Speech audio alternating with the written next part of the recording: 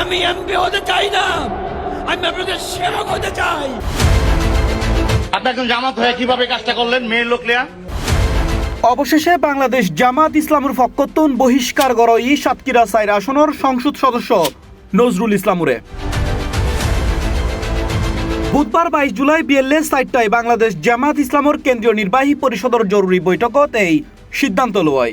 বৈঠকত দলর আমির ডাক্তার শফিকুর রহমান সহ কেন্দ্রীয় নেতল উপস্থিত আছিল। দলর ফকতুন জানানোই সাংগঠনিক তদন্তে নজরুল ইসলামের বিরুদ্ধে নৈতিক অবক্ষয় প্রমাণিত নে গঠনতন্ত্রের ৬২ নম্বর ধারা অনুযায়ী তারা দলতুন বহিষ্কার করই। আপনি অন্যায় করছেন।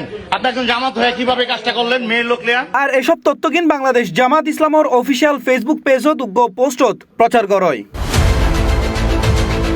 ইন্দি মঙ্গলবার সামাজিক যোগাযোগ মাধ্যমত নজরুল ইসলামের গিরি আরোগ্য ভিডিও ভাইরাল হয়। ভিডিওত একজন তরুণীর লগে তারে দেখা যায় এবং ওই ভিডিওত একজনের হয়তো উনাজার এই মুরব্বী জামাতের লোক। তবে ভিডিও হতে হড়ে এবং কি প্রেক্ষাপটে ধারণ করই তা স্বাধীনভাবে যাচাই করা সম্ভব নয়।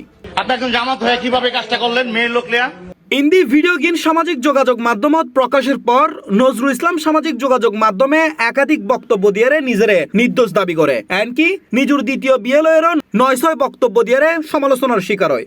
১৭ জুন তার আনুষ্ঠানিক বিয়ে সম্পন্ন হয় বলে এমপি দাবি করিলেও সেই হত্যাকাণ্ড যেন মিথ্যা প্রমাণ করে দেয় সামাজিক যোগাযোগ মাধ্যমে ভাইরাল হইনে সেই হাজি সাহেবর অডিও ও ভিডিও বক্তব্য।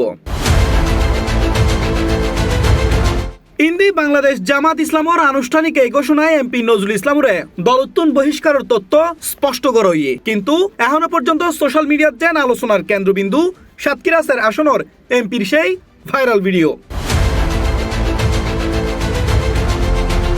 C plus TV, Chittagong.